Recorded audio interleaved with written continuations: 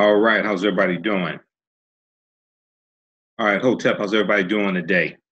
Hey, this is Michael Imhotep, founder of the African History Network, host of the African History Network show. It is Wednesday, July 25th, 2018, and we are live, so hope everybody's doing well today. So I wanted to talk some more about the special promotion we have going on right now for African American business owners, for you to promote your business with the African History Network, gain new customers. We've extended the promotion 1 day. And we know a lot of people are starting businesses now. A lot of African Americans are starting businesses. We know that African American women are creating businesses at 6 times the national average, okay? And oftentimes you're trying to find ways to tap into new markets of people, new segments of people, okay? So we have an excellent opportunity for you. And I've been bringing on some new advertisers for the African History Network over the past few days. So how's everybody doing today? And all the African American business owners that are watching, post the name of your business here on the thread of the broadcast also, okay? Post the name of your business here also. We'll give you a shout out. Okay, so I've been hosting the African History Network show for 8 years now. Started March 10th, 2010. And what we do is we put your 60-second commercial in the audio podcast of our radio show. So I do the show on Sundays. And we upload the podcast to Blog Talk Radio. And each episode gets between 4,000 to 8,000 listens on Blog Talk between 1 to 2 weeks. All right, we reach people all across the country. But when we uploaded the Blog Talk, we also it also gets uploaded to other podcast platforms, and podcasts are steadily growing. I was just reading an article today from blackenterprise.com, and it's dealing with Spotify. And it's dealing with Spotify. Spotify had a contest in June of 2018 looking for a female podcast of color. Okay, and they found they have chosen 10 winners. It was an article from July 23rd, 2018 from Black Enterprise. So podcasts are growing.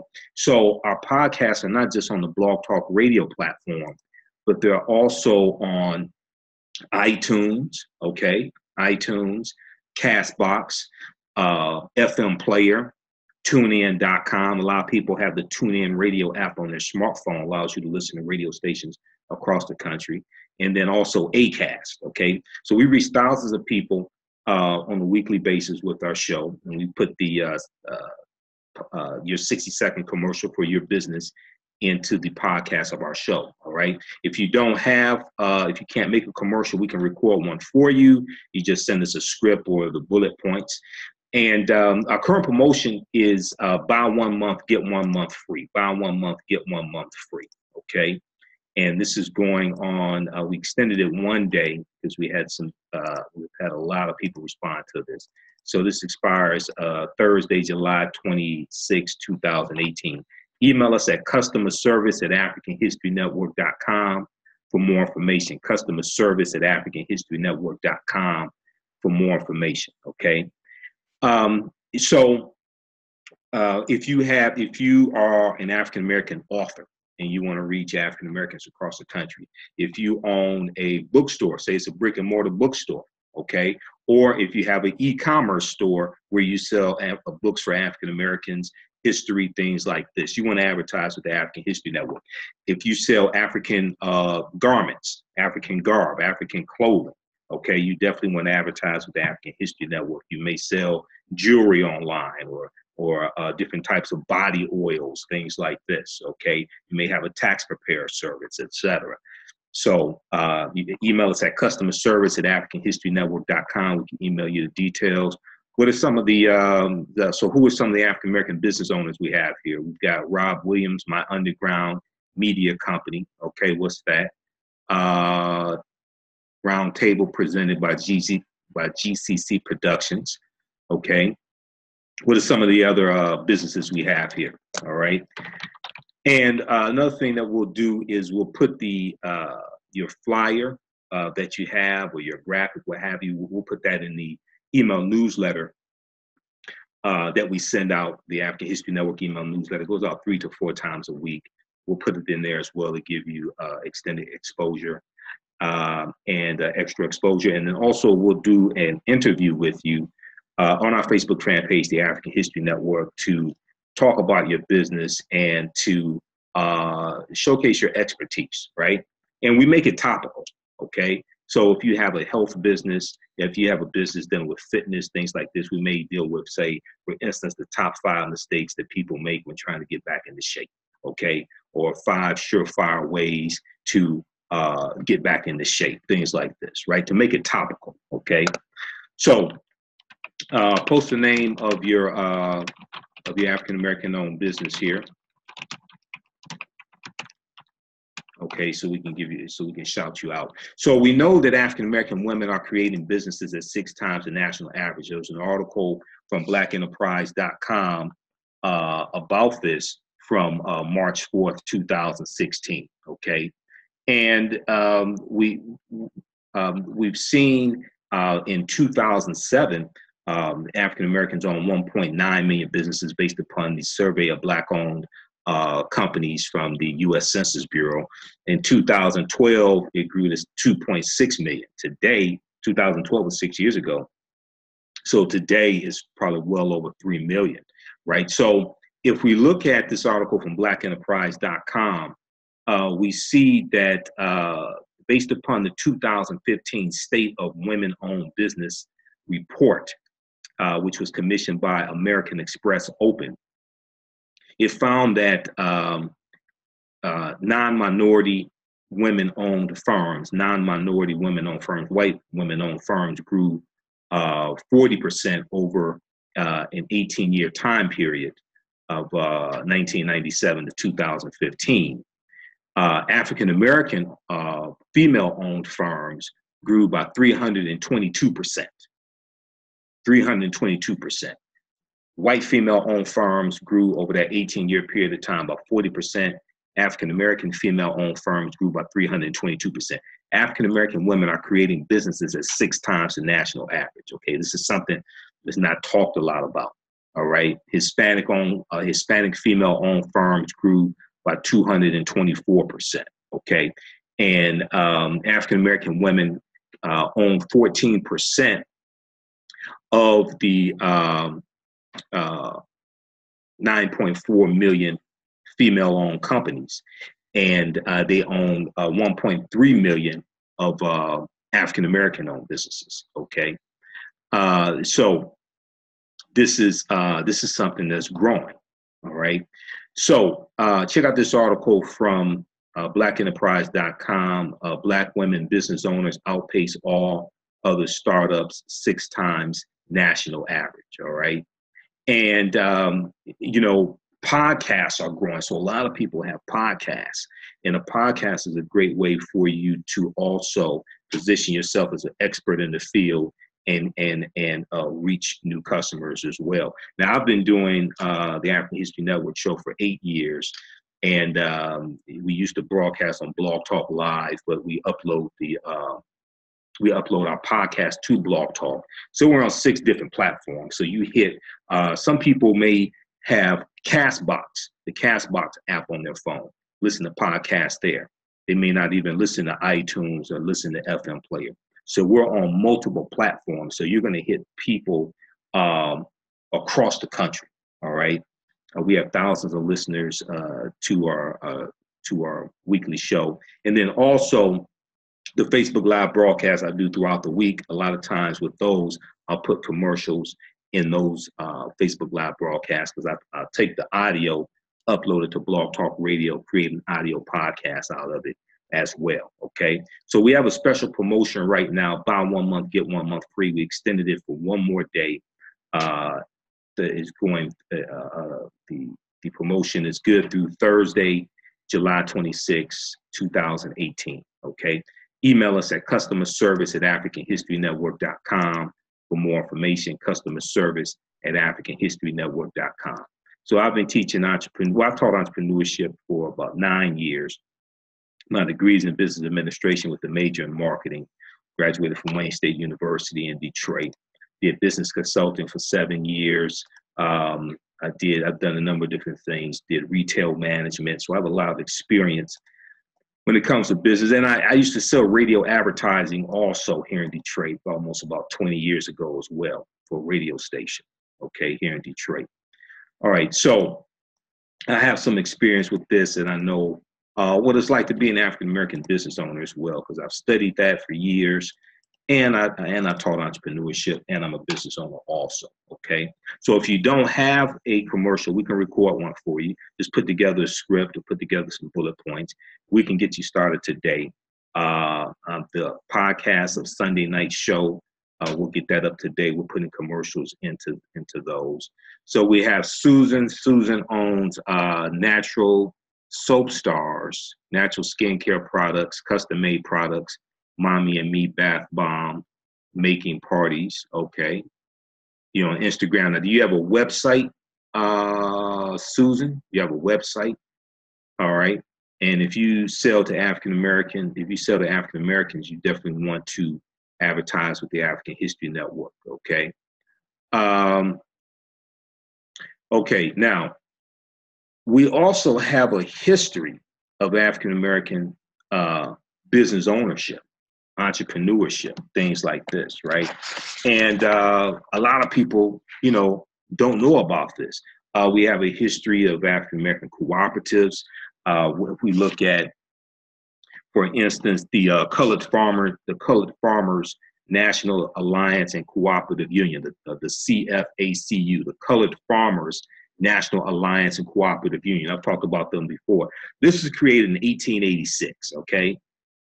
So this is about 21 years after slavery ends. And this was formed in Texas. And despite the fact that both African-American and white farmers faced great difficulties due to the rise of the price of farming and the decreasing profits that were coming from farming, the protective organization known as the Southern Farmers Alliance did not allow African-American farmers to join the Southern Farmers Alliance. So they were discriminated, the African-American farmers were discriminated against by this white co-op, okay? So we created our own. So a group of African-American farmers decided to organize their own alliance to fill their need. So the Colored Farmers National Alliance and Cooperative Union operated under fear and harassment by white farmers, but they managed to operate several cooperatives in the late 19th century before having to disband. So here you have white people ostracizing us and locking us out of their cooperative. We create our own and we get terrorized for creating our own, okay? So members of the CFACU shared agricultural techniques and innovations and coordinated cooperative efforts for planting and harvesting, all right? The union promoted alliances between farmers and laborers and was active in local and regional politics in order to maintain rights for African Americans after Reconstruction. So Reconstruction, it takes place that 12 years after slavery ends. So it's 1865 to 1877, okay? You're going to have massive land giveaways that take place during this period of time, and African Americans are largely shut out of it. We go back to May of 1862 when President Abraham Lincoln signs the Homestead Act. The Homestead Act is going to give 250 million acres of land almost exclusively to white people for over 100 years, okay? And a lot of white peasants coming to this country, a lot of white immigrants coming to this country were getting land from the Homestead Act and the Southern Homestead Act of 1866. The Southern Homestead Act of 1866 gave 45 million acres of land to almost exclusively to white people in 5 states. And when we look at the Homestead Act of 1862, this is during the Civil War, the second year of the Civil War. Civil War starts April 12, 1861, okay? You're going to they're going to give away land for over 100 years. The last claim, the last Homestead Act claim was filed in 1976. 1976. The last claim was paid out, or the last allotment was given out in 1988. It was 88. It was 80 acres of land in Alaska. So here you have this massive land giveaway. Now, African Americans worked the land for 246 years during slavery. Okay, there were at least 262 skills, trades, and crafts we had in this country from 1619 to 1865. We worked the land for 246 years.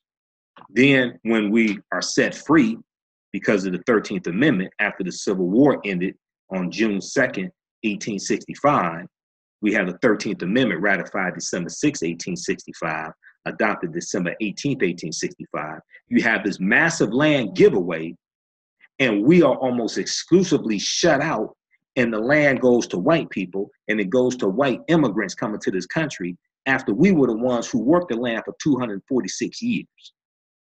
And this is one of the main reasons why you have such a maldistribution of wealth, power, and resources today, because we were locked out of these land giveaways. Then you have the Dawes Allotment Act of 1887, which redistributed 138 million acres of land, and 2/3 of that went to white people. Okay, so when you have these things taking place, in spite of this, you had African-American entrepreneurship. You're going to have co-ops. You're going to have these co-ops like these farmers form, because they were trying to compete with white farmers who were getting government subsidies, who were getting free land from the government. And we're largely shut out of that. General Order Number 15, delivered January of 1865 by General William T. Sherman, okay, which is known as 40 acres and a mule. This reallocated 400,000 acres of land in the coastal areas of South Carolina and Georgia in 1865, the last year of the Civil War, okay? 40,000 African Americans, basically former slaves, are going to get land. But majority of that land is going to be taken back from them. Only about 2,000 are able to maintain their land. Some of them fight to maintain their land. They take up arms and fight to maintain their land, because this land is going to be given back to the plantation owners, given back to those Confederates who committed treason and took up arms against the U.S. It's going to be President Andrew Johnson who takes this land back from these former slaves and gives it back to the plantation owner, gives it back to the Southern plantation owners. Okay, so in spite of this, we're going to create businesses. We're going to have co-ops. We're going to have things like the Colored Farmers National Alliance and Cooperative Union. And when we look at a history of African-American business ownership, okay, and the associations that we had to help us compete, all right, you have things like the Colored Merchants Association, all right, okay, and this, or the Colored Merchants Association, this came from the National Negro Business League, created by Booker T. Washington, okay? So the African-American business owners, be sure to post the name of your business here. Okay, we'll give you a shout out. I'm just giving you some background history, because a lot of our people, most of our people don't understand our history. Most of this history that I'm laying out, most of our people don't understand this. We have a rich history when it comes to economics, when it comes to entrepreneurship, when it comes to co-ops and cooperative economics. All right, the first economic systems were created by African people. When we study those great African nations that we talk about, whether it's ancient Kemet or Egypt or Abyssinia or Ethiopia or Nubia, Ta-Nehisi, or Ghana, Songhai, Mali, Dartichet, whether it's today Nigeria, or going back hundreds of years, when you look at what today we call Nigeria. When you look at these various African nations, right? They had some type of economic system. They had some type of natural resources. They owned land. They grew their own food. They had agriculture. They had some type of natural resources, whether it was gold or gold mines or salt mines, things like this. They did trade with other nations. There was some type of commerce. In a lot of these nations, they're going to have some type of African marketplace. A lot of them have them today, but historically, a lot of them have some type of African marketplace where there was trade going on. There was commerce taking place. Many of these nations are going to have some type of medium of exchange, whether it's bartering or whether it's a monetary system, whether it's gold coins or something like this. When you study the lost city of Egypt called Tanis Heraklion, Thonis, Tanis Heraklion, the lost city of Egypt. When that was discovered going back to 2000, the year 2000, and they did basically excavations and things like this for about 13 years. They found gold coins coming out of this lost city of ancient Egypt. Okay, it's suspected this city was built around 8th century BC, and it was swallowed into the sea. It sunk into the sea. So we have a history of this.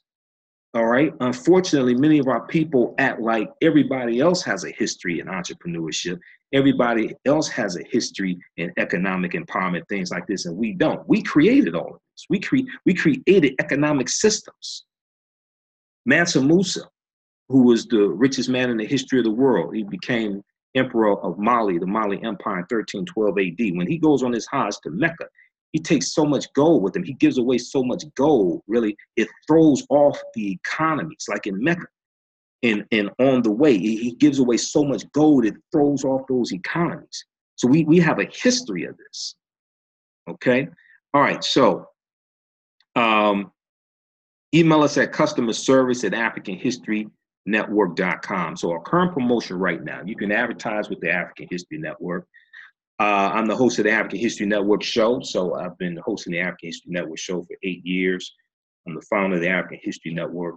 We take your 60-second commercial, we put it into the podcast, the audio podcast of our weekly radio show, okay? And we upload it to our Blog Talk Radio page, blogtalkradio.com/the African History Network show. Each episode gets between 4,000 to 8,000 listens on the Blog Talk platform alone within about 1 to 2 weeks. Now, we're on a number of different podcast platforms. We're on Blog Talk Radio. We're on iTunes, Castbox, Acast, TuneIn.com, and FM Player. Those are the ones that I know of. There's some other ones. Those are the ones that I know of. And Castbox, I just found out about Castbox recently. Castbox is really good. You may want to download the Castbox app, C-A-S-T, the Castbox app. They have hundreds of podcasts there. It's an app you download to your phone.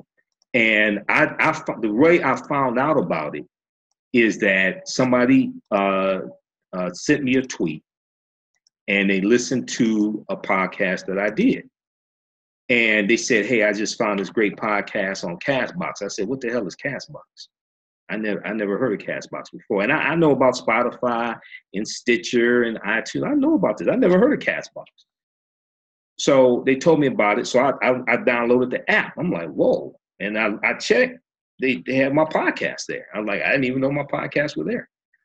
So we have listeners all around the country, okay?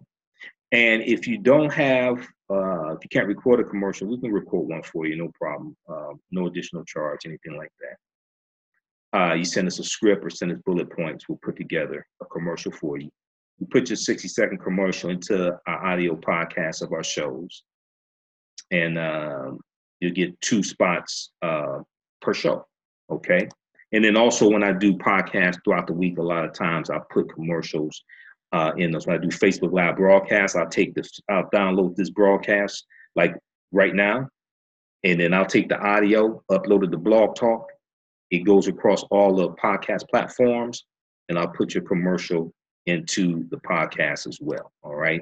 So email us at customerservice@africanhistorynetwork.com for more information. And we can get you started today. Okay, this promotion, we extended it 1 day, is running through Thursday, July 26, 2018. We have limited inventory. Okay, we only have so many spots, right? So we only have so many commercial spots. It's not like, you know, everybody knows I have about 40 of my DVD lectures on DVD, so I produce my own DVDs. It's not like that. It's not like an unlimited supply of inventory. Okay, so we have a few spots left that I'm trying to fill. Okay, and if it's a situation where you say, hey, well, look, I want to do this, but I'm not going to be ready to actually start running the ads for a week or two. I have to get inventory in or something like that. Yeah, email me. We can get you locked in today, and we can start running your ad in a week or 2 or 3 weeks, something like that. We have a couple of advertisers we're doing that with. We have one who's starting in about 2 months. They're trying to get everything together, but we have them locked in. We have their slot reserved. They're starting in 2 months. Okay, so let's look at some of the businesses we have here. So post the name of your African-American owned business here on the thread. We'll give you a shout out. Okay, Vi Minds and Knowledge is Power. Yeah, Castbox. TuneIn.com is another good app. TuneIn.com, you can listen to radio stations all across the country and around the world with TuneIn, and it's free. Now I have the premium service for TuneIn. It's $100. I tried it out. It's my first time with the premium service. So I've had it for a number of months now. It's $100, but it allows me to listen to MSNBC live right through the app, the TuneIn.com app. So when I'm traveling, right, and I'm out of town, I'm traveling, I can listen to MSNBC right from the app. When I'm out and about, even in the city, when I'm out and about, a lot of times I'm listening to MSNBC live to stay tuned, to stay in tune with what's going on real time. Okay. All right. So who else do we have here? What other business owners we have here? So Lonnie said True 40 Acres and a Mule. No. Okay. Greg said the Z Black card, 5 cards in 1 credit card. Okay. Okay. Debit card, prepaid card, secured. Okay, interesting. The Z Black card. Never heard of that. All right. Let's see. Dietra. Did you have a question, Dietra?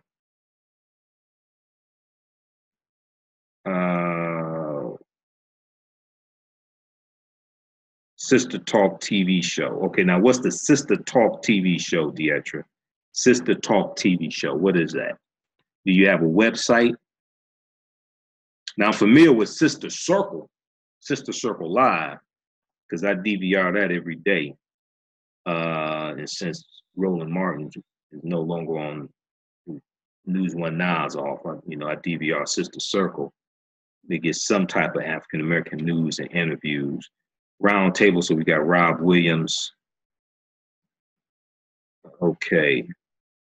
Yeah, tunein.com. You can download that to your Android phone or your iPhone.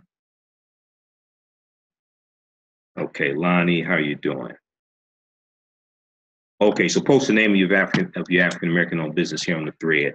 All right, so when we look at the Colored Merchants Association, right now, this is something a lot of people don't know about, and there's a good article from AtlantaBlackStar.com called 5 Historic Examples of Cooperative Economics, Ujamaa, that advanced the Black community. So Ujamaa is Kiswahili. It means cooperative economics. That's the 4th principle of Kwanzaa. Okay, fourth principle of Kwanzaa, fourth principle of the Nguzo Saba. Okay, which are the 7 principles of Kwanzaa. But a really good article from AtlantaBlackStar.com from 2013. 5 historic examples of cooperative economics that advance the Black community. And one of them is the Colored Merchants Association, right? So in 1928, the National Negro Business League of Montgomery, Alabama, and this was created by Booker T. Washington, the National Negro Business League. They established the Colored Merchants Association, the CMA, a cooperative organization of African-American grocery stores, all right?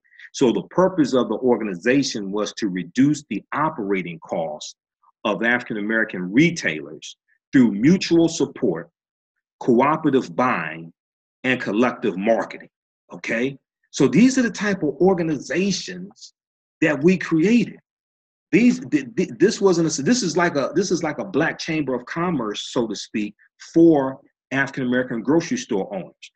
And when you research the Colored Merchants Association, you're going to find that two of the most popular types of businesses that we owned back at this time, 20s, 1910s, 1900s, things like this.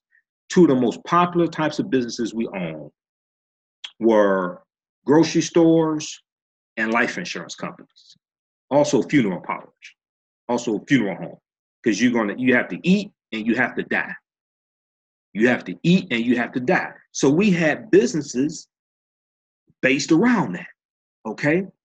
So the purpose of the Colored Merchants Association was to reduce the operating cost of African American retailers through mutual support, cooperative buying, cooperative economics, and collective marketing in a harsh market dominated by white-owned chain stores, So in the early 1900s, you have a rise in these chain stores, the Kresge's and the Woolworths, things like this, and the chain grocery stores. They're getting economies of scales. They're buying products in bulk, getting lower prices.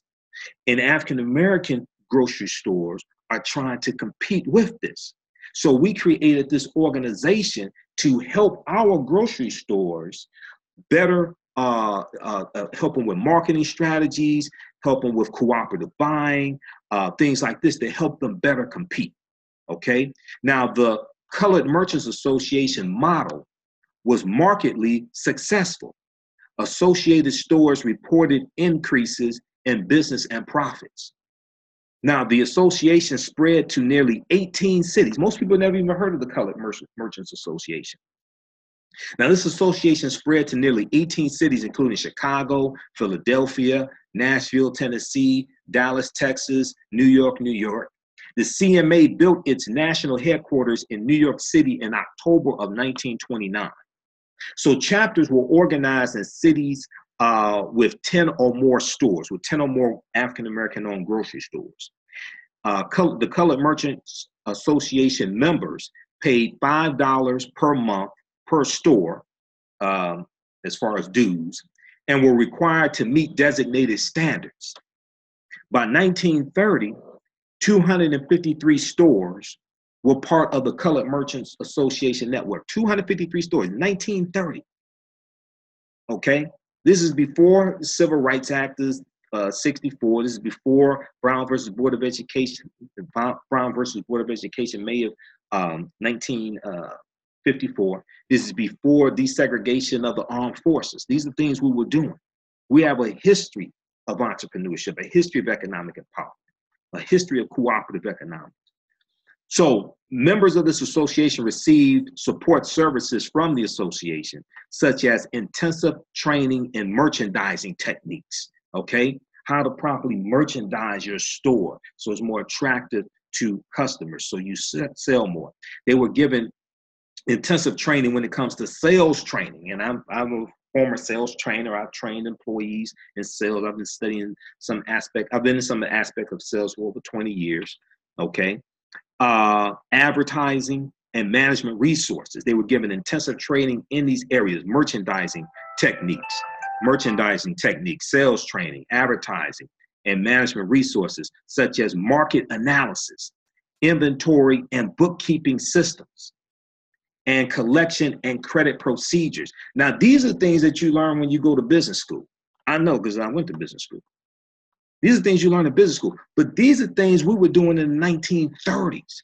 These are things that the Colored Merchants Association were training African-American businesses on in 1930.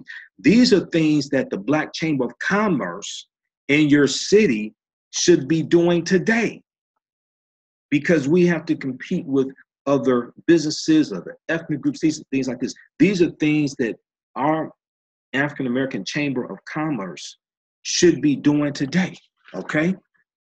And this was created by the National Negro Business League of Alabama, okay? And we know National Negro Business League, right? That was created by Booker T. Washington, okay? So this is some of this deep, rich history that we have, when we look at, so the National Negro Business League was created in 1900. It was founded by Booker T. Washington in Boston, Massachusetts. We know that Booker T. Washington was an inspiration for the Honorable Marcus Mosiah Garvey, because Garvey read Booker T. Washington's book, Up from Slavery. Booker T. Washington was a former slave, okay?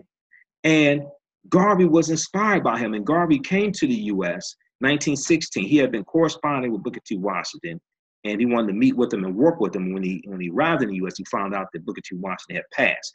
He passed away in 1915, okay?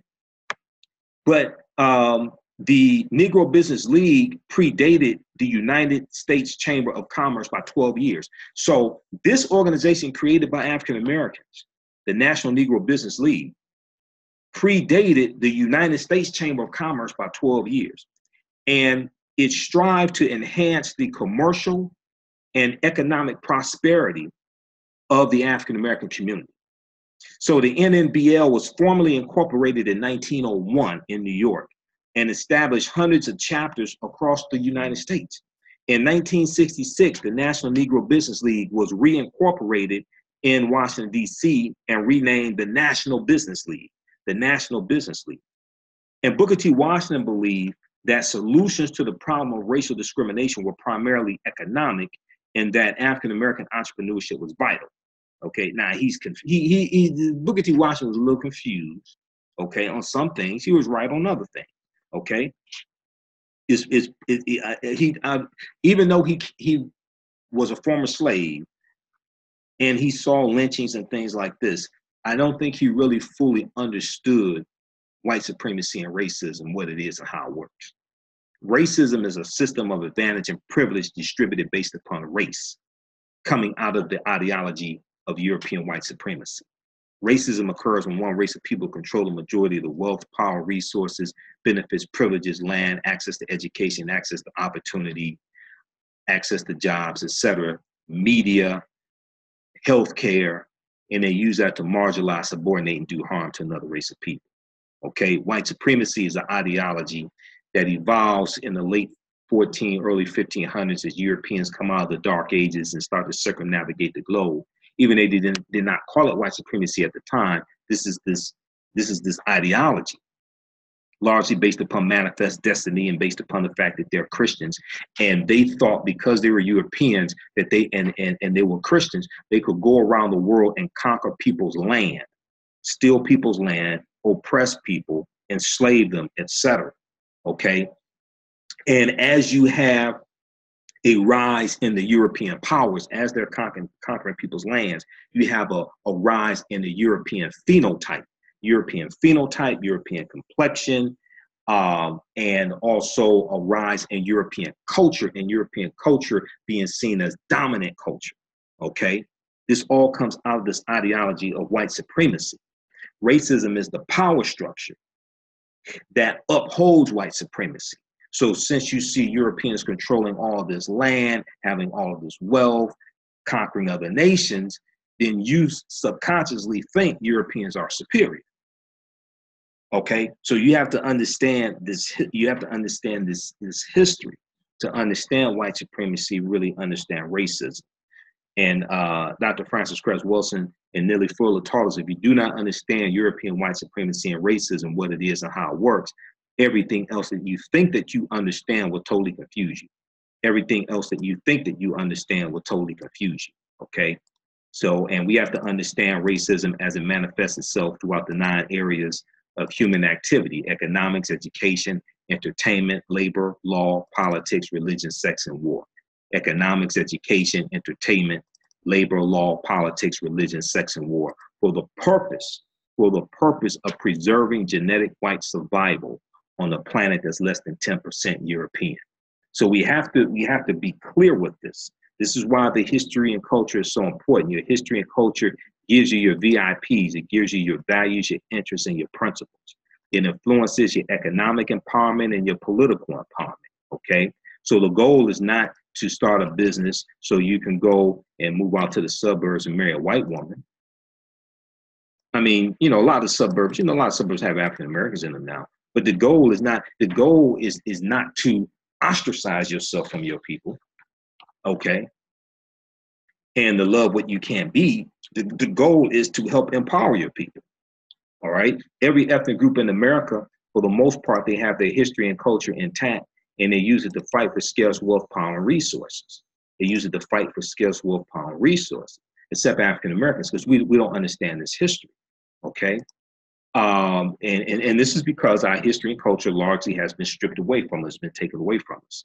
And we've been taught to see reality through the eyes of Europeans, all right?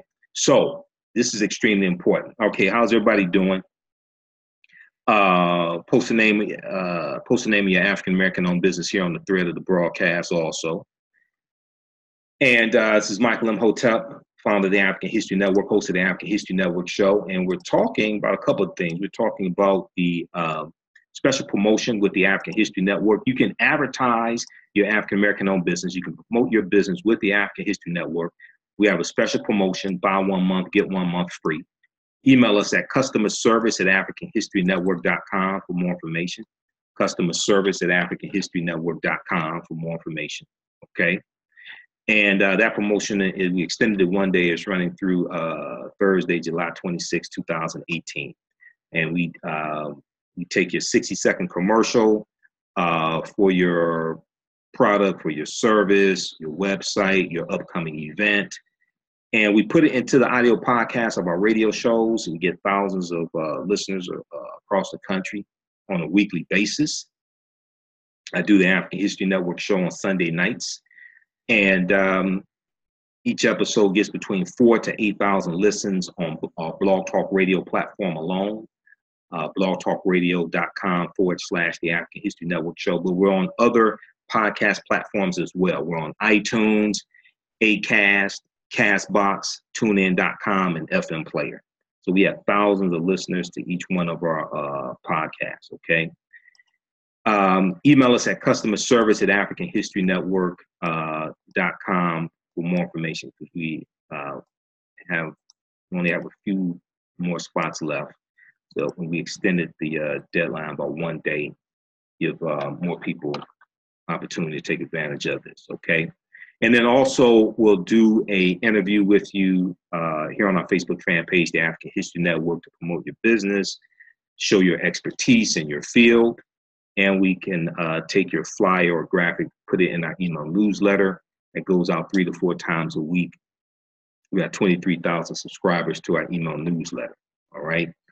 Okay. So all of this works together: the history and culture, understanding our history of economic empowerment, understanding our history of entrepreneurship.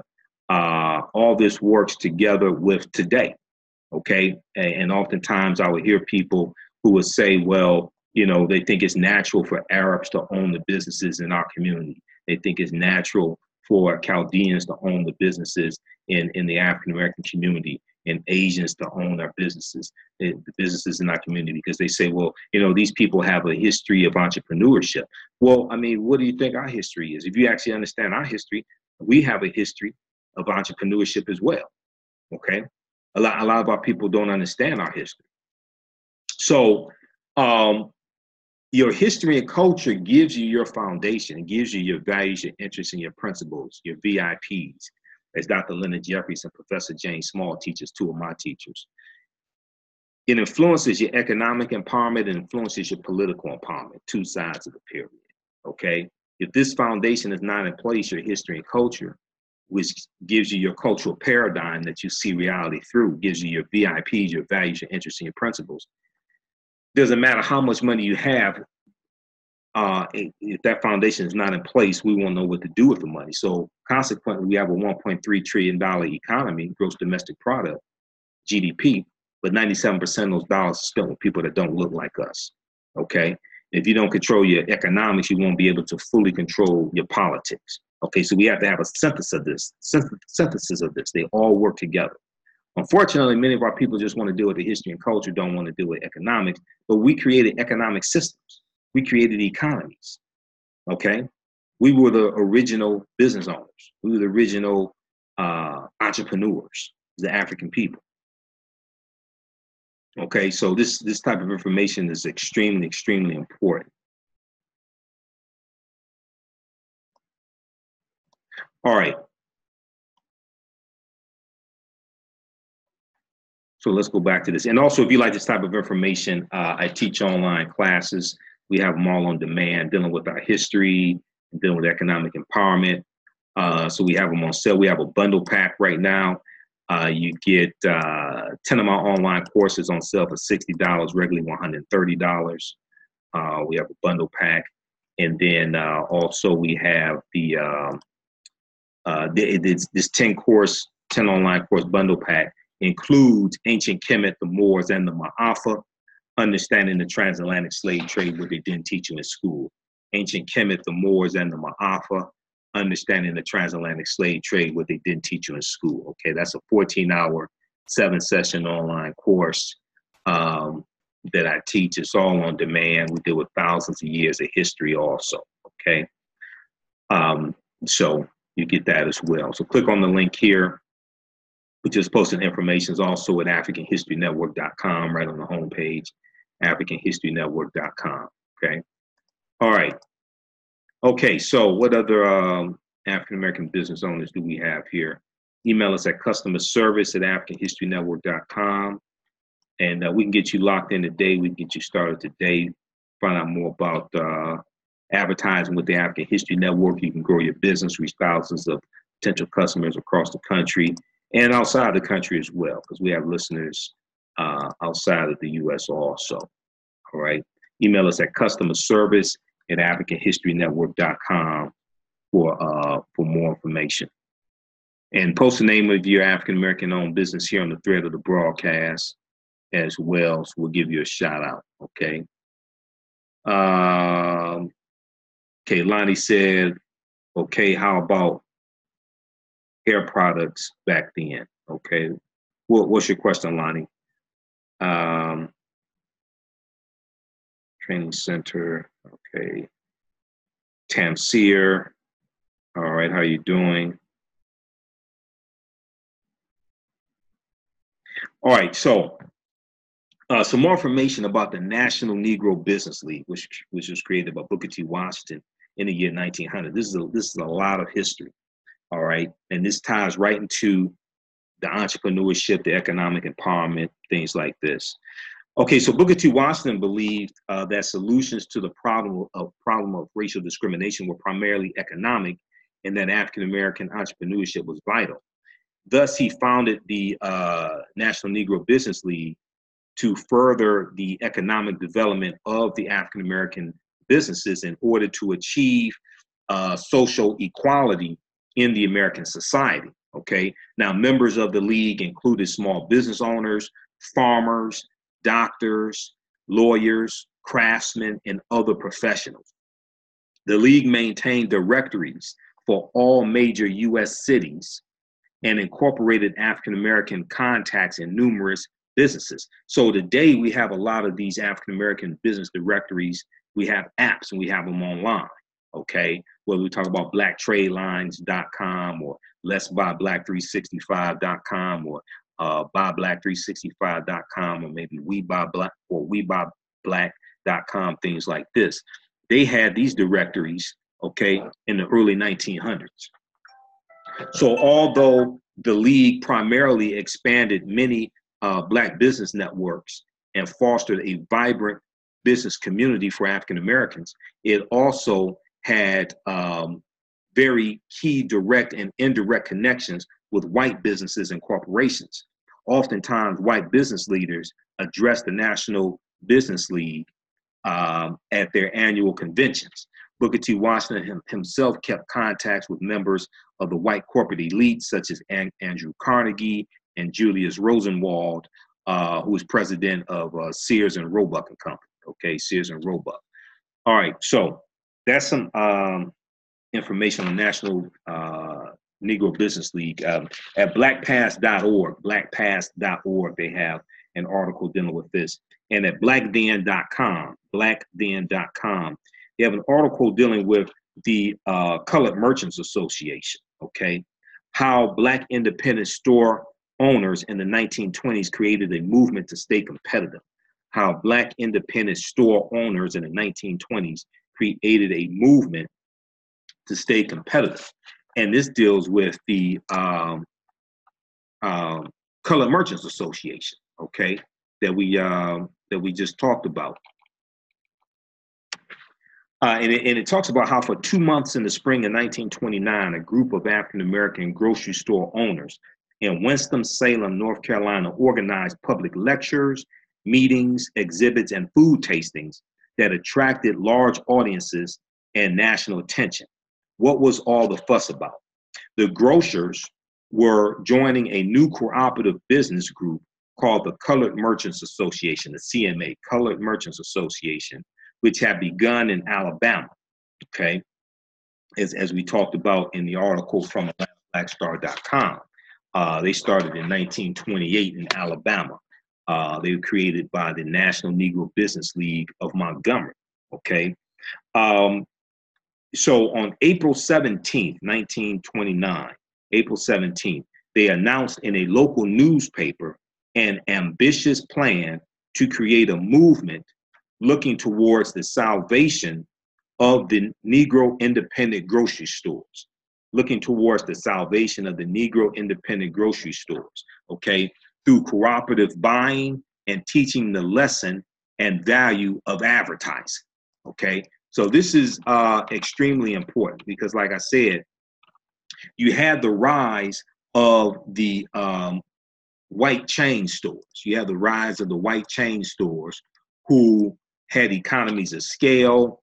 They were this was causing more competition for African American owned grocery stores. All right, so we created this organization to help us better compete and stay relevant.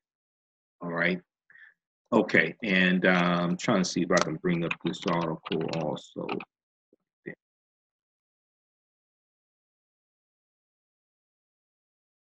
All right.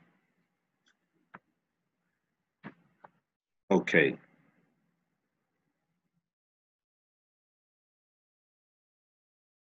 All right. So how's everybody doing?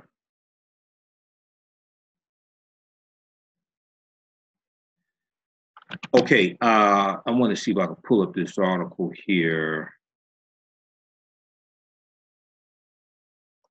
It's from blackden.com, how Black independent store owners in the 1920s created a movement to stay competitive. Really, really good article. I've talked about this before on my radio shows.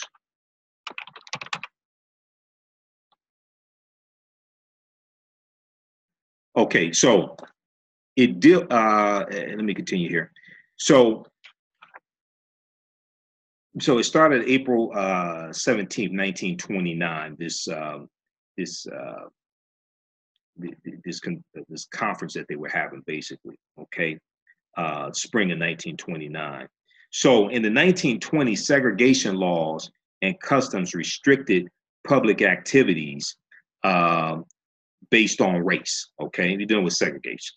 All right. So signs marked such spaces as public bathrooms, train station, waiting rooms, or sections of movie theaters for white only and colored only. The terms colored and Negro were widely used for non-whites and for persons of African descent, respectively. Okay, in the early 20th century. Okay, so despite the restrictions, African Americans started successful business communities and created vibrant neighborhoods in the segregated South. Okay, in the segregated South. Local grocery stores became grocers.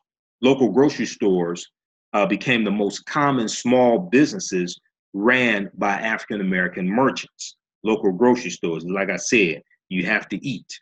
Okay, so that's a big reason why in Winston-Salem, North Carolina, grocers made such an impact. So in 1929, the city directory listed 373 grocery stores. In 1929, the city directory listed 373 grocery stores. African Americans operated more than 30%, which would be about 128 of these grocery stores in one city, making up by far the largest group of African-American businessmen in that city. These store owners face new challenges because of important changes in the retail trade. So chain stores such as Sears and Roebuck and F.W. Woolworth and the Great Atlantic and Pacific Tea Company, better known as A&P, which stands for Great Atlantic and Pacific Tea Company, TEA, better known as A&P.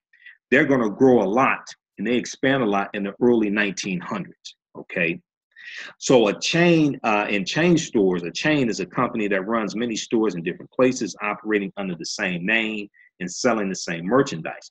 Chain stores created new ways to sell groceries, which meant stiff competition for smaller stores. So we're going to organize ourselves, create these associations to help us better compete. We have a long history of entrepreneurship that most of us don't even know about, okay? So this is extremely important. So check out that article from blackden.com, how Black independent store owners in the 1920s created a movement to stay competitive, all right?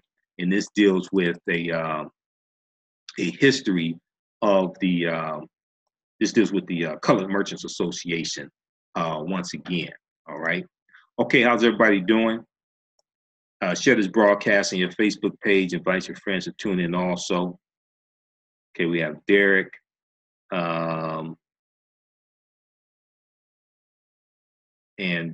Let's see here. Post the name of your African-American owned business here on the thread. And also we're letting people know about the special promotion we have with the African History Network is running through Thursday, July 26, 2018. You can advertise with the African History Network. We have a special promotion, buy 1 month, get 1 month free. Email us for more information. Customer service at AfricanHistoryNetwork.com. Customer service at AfricanHistoryNetwork.com. Okay. Customer service at AfricanHistoryNetwork.com. And we can get you locked in today. We can get you up and running. I'm working on the podcast from Sunday night show.